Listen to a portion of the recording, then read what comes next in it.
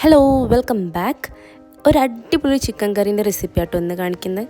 സാധാരണ നമ്മൾ ഉണ്ടാക്കുന്ന ചിക്കൻ കറിയിൽ നിന്നും വളരെ വ്യത്യസ്തമാണ്. അപ്പോൾ ബട്ടർ ചിക്കനൊക്കെ ഇഷ്ടമുള്ളവർക്ക് എന്തായാലും ഇഷ്ടമാവും കേട്ടോ ഈ ഒരു ചിക്കൻ കറി. അപ്പോൾ രാവിലെ നമ്മൾ ബ്രേക്ക്ഫാസ്റ്റിനായാലും ഇനി രാത്രി ഡിന്നറിനായാലും ഒക്കെ ഒരുപോലെ നമുക്ക് യൂസ് ചെയ്യാൻ പറ്റുന്ന ഒരു ചിക്കൻ കറിയാണ് കേട്ടോ. അപ്പോൾ എന്തായാലും പെട്ടെന്ന് തന്നെ റെസിപ്പി ഒന്ന് കണ്ടോക്കാം. ഗസ്റ്റിനൊക്കെ സെർവ് ചെയ്യാൻ പറ്റിയാൽ നമുക്ക് സ്റ്റാർ ആവാൻ പറ്റുന്ന റെസിപ്പി കൂടിയാണ് കേട്ടോ. അപ്പോൾ ഈ ഒരു ചിക്കൻ കറി ഉണ്ടാക്കാൻ വേണ്ടിയിട്ട് ആദ്യം തന്നെ നമുക്കൊരു അരപ്പ് റെഡിയാക്കണം. അതിലേക്ക് ഇഞ്ചി വെളുത്തുള്ളി ചേർക്കുക, പിന്നെ ഒരു പിടിയോളം മല്ലിയില, പിന്നെ അരപ്പിടി മല്ലിയിലേൻ്റെ പകുതി പുതിനയില ചേർക്കണം. എൻ്റെ കയ്യിൽ കുറച്ചൊരു കുറവായിരുന്നു കേട്ടോ, പകുതി കിട്ടുകയാണെങ്കിൽ അത്ര തന്നെ ചേർക്കാം കേട്ടോ. പിന്നെ എരിവിന് ആവശ്യമുള്ള പച്ചമുളക് ഞാനിപ്പോൾ 3 ചേർക്കുന്നത്, ഒരു മീഡിയം എരിവുള്ള മുളകാണ് കേട്ടോ. ഇനി ചേർക്കേണ്ടത് 1-2 ടേബിൾ സ്പൂൺ കുരുമുളകാണ് കേട്ടോ. അതൊക്കെ എരിവിനനുസരിച്ച് ചേർത്താൽ മതിയേ. ഞാനിപ്പോൾ ഒരു നോർമൽ എരിവിന് ആണ് ഉണ്ടാക്കുന്നത് കേട്ടോ. പിന്നെ ഒരു 10 കാഷ്യൂനട്ട് ചേർത്ത് കൊടുക്കുക.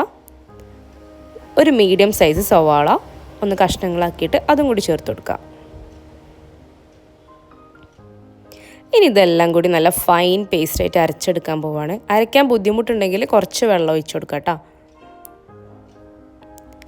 ഇനി ഒരു പാത്രത്തിലേക്ക് നമ്മൾ കട്ടത്തൈര്, ഇതിപ്പോൾ 85 ഗ്രാം കട്ടത്തൈരാണ്, അത് മൊത്തം ഞാൻ എടുക്കുന്നുണ്ട് കേട്ടോ.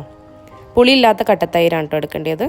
ഓവർ പുളിയുള്ള തൈര് എടുക്കരുത്. കട്ടല്ലെങ്കിൽ മറ്റേ നമ്മൾ സാധാ തൈര് എടുത്താലും മതി, പക്ഷേ പുളി അധികം വേണ്ട കേട്ടോ. പിന്നെ എടുക്കുന്നത് ഫ്രഷ് ക്രീമാണ്. ഇത് 250 ml പാക്കാണ്. അതിന്ന് പകുതി 125 ml ഞാനിപ്പോൾ ഇതിലേക്ക് യൂസ് ചെയ്യുന്നുണ്ട് കേട്ടോ. നല്ലൊരു റിച്ച് ആയിട്ടുള്ള ഒരു കറി കേട്ടോ, നല്ല ടേസ്റ്റാണ്. നമുക്ക് കഴിക്കുമ്പോൾ തന്നെ അതിൻ്റെ ഒരു ഡിഫറൻസ് മനസ്സിലാവും. ഇനി നമ്മൾ നേരത്തെ റെഡിയാക്കിയിട്ടുള്ള ആ ഒരു അരപ്പും കൂടി അതിലേക്ക് ചേർത്ത് കൊടുക്കുകയാണ്.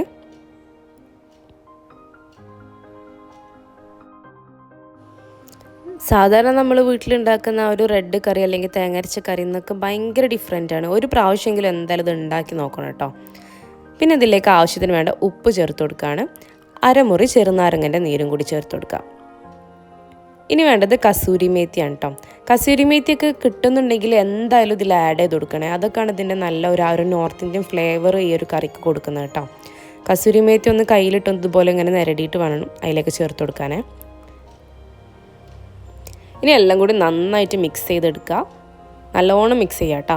ഭയങ്കര ഈസി ആട്ടോ ഈ ഒരു കറി ഉണ്ടാക്കാൻ. ഒരുപാട് പ്രിപ്പറേഷൻസിൻ്റെ ആവശ്യമൊന്നുമില്ല, വാട്ടലും വയറ്റലും അങ്ങനെ ഒന്നുമില്ല കേട്ടോ. ഇനി ഇതിലേക്ക് ചിക്കൻ ചേർത്ത് കൊടുക്കുക. ഞാനിപ്പോൾ 1 കിലോ ചിക്കന് കുറച്ച് നമ്മൾ എപ്പോഴും പറയുന്ന പോലെ സ്നാക്സ് ഉണ്ടാക്കാൻ വേണ്ടി കുറച്ച് മാറ്റി വെക്കുമല്ലോ. അപ്പോൾ അങ്ങനത്തെ ബോൺലെസ് പീസ് കുറച്ചൊന്ന് മാറ്റി വെച്ചതിന് ശേഷമുള്ള അത്രയും ചിക്കനാണ്. അപ്പോൾ എത്ര അളവെന്ന് പറയാനറിയില്ല. അപ്പോൾ ഇത്രയും ചിക്കൻ ഇതിലേക്ക് ചേർത്തിട്ടുണ്ട്. ഇനി ഞാനിത് ഓവർനൈറ്റാണ് മാരിനേറ്റ് ചെയ്യാൻ വെക്കുന്നത്, ബ്രേക്ക്ഫാസ്റ്റിന് വേണ്ടിയിട്ടാട്ടോ. അപ്പോൾ ഇത് അല്ലാന്നുണ്ടെങ്കിൽ ഒരു 2 മണിക്കൂറൊക്കെ റെസ്റ്റ് ചെയ്യാൻ വേണ്ടി വെക്കുക.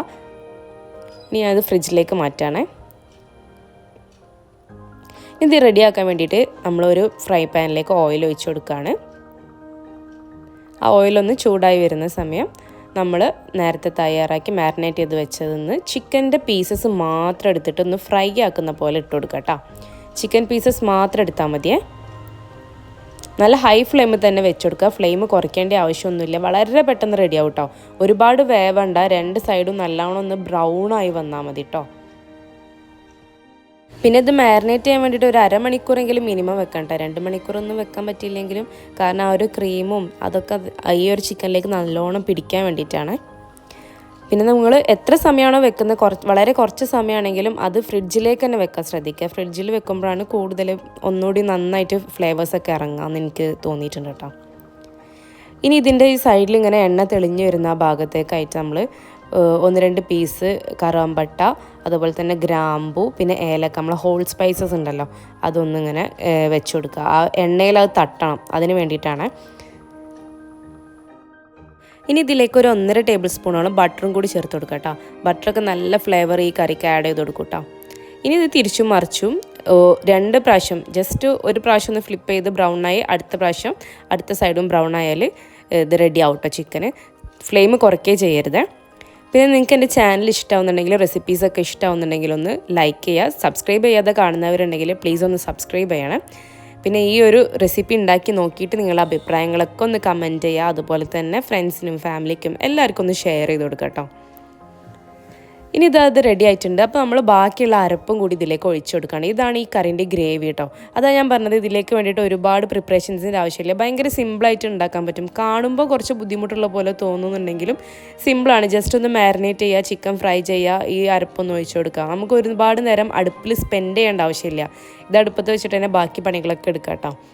അത്ര ഈസി ആയിട്ട് ഉണ്ടാക്കാൻ പറ്റുന്നതാണ്. അപ്പോൾ എന്തായാലും ട്രൈ ചെയ്ത് നോക്കാൻ മറക്കരുത് കേട്ടോ. ഇനി ഇത് നല്ലോണം തിളച്ചിട്ട് സൈഡിൽ നിന്നൊക്കെ എണ്ണയൊക്കെ തെളിഞ്ഞ് വരണം കേട്ടോ. അതുവരെ നല്ലോണം തിളപ്പിച്ചെടുക്കുക. അപ്പോൾ എൻ്റെ അഭിപ്രായത്തിൽ ബട്ടർ ചിക്കനേക്കാളും ഒന്നുകൂടി ടേസ്റ്റും ഈസിയും ഈ ഒരു അഫ്ഗാനി ചിക്കനാണ് കേട്ടോ. അപ്പോൾ ഇതിൻ്റെ മുന്നേ ഞാൻ ചാനലിൽ ബട്ടർ ചിക്കൻ്റെ റെസിപ്പി ഞാൻ ചെയ്തിട്ടുണ്ട്. ഒരുപാട് ആൾക്കാർ എന്നോട് പേഴ്സണലി നല്ല റെസിപ്പിയാണെന്ന് പറഞ്ഞ ഒരു റെസിപ്പിയും കൂടിയാണ് കേട്ടോ. ഞാനും ഇപ്പോഴും ഫോളോ ചെയ്യുന്ന ആ ഒരു സെയിം റെസിപ്പി തന്നെയാണ്. അപ്പോൾ അത്രയും എന്തായാലും 100% സക്സസ് ആയിട്ടുള്ള ഒരു റെസിപ്പിയാണ്. അപ്പോൾ ബട്ടർ ചിക്കൻ ഉണ്ടാക്കാത്തവരും അതുപോലെ തന്നെ ഈ ഒരു സ്റ്റൈൽ തയ്യാറാക്കി നോക്കണമെന്ന് ആഗ്രഹമുള്ളവർ ആ ഒരു വീഡിയോ പോയിട്ട് കാണാം. ഞാൻ ഡിസ്ക്രിപ്ഷനിൽ ലിങ്ക് കൊടുക്കാം കേട്ടോ.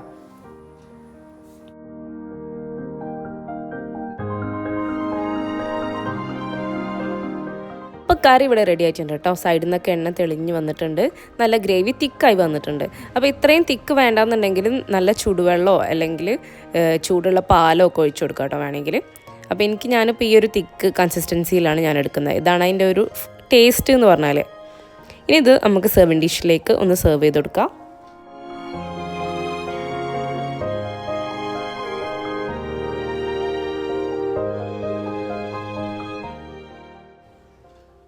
ലാസ്റ്റായിട്ട് ഇതിൻ്റെ മേലേക്ക് ഞാൻ കുറച്ച് ഫ്രഷ് ക്രീമും കൂടി ചേർക്കുന്നുണ്ട് കേട്ടോ. ഒന്ന് ഗാർണിഷ് ചെയ്യാൻ വേണ്ടിയിട്ടാണ്. പിന്നെ വേണമെങ്കിൽ മല്ലിയില വേണമെങ്കിൽ അതും വെച്ച് കൊടുക്കാം. ഞാനിപ്പോൾ കസൂരി മേത്തിയാണ് ഇട്ട് കൊടുത്തത്. ഇനി ഇതിന് കോമ്പിനേഷനായിട്ട് ഞാൻ ബ്രേക്ക്ഫാസ്റ്റിന് ഇവിടെ നൂൽപുട്ടാണ് ഉണ്ടാക്കിയിട്ടുള്ളത്.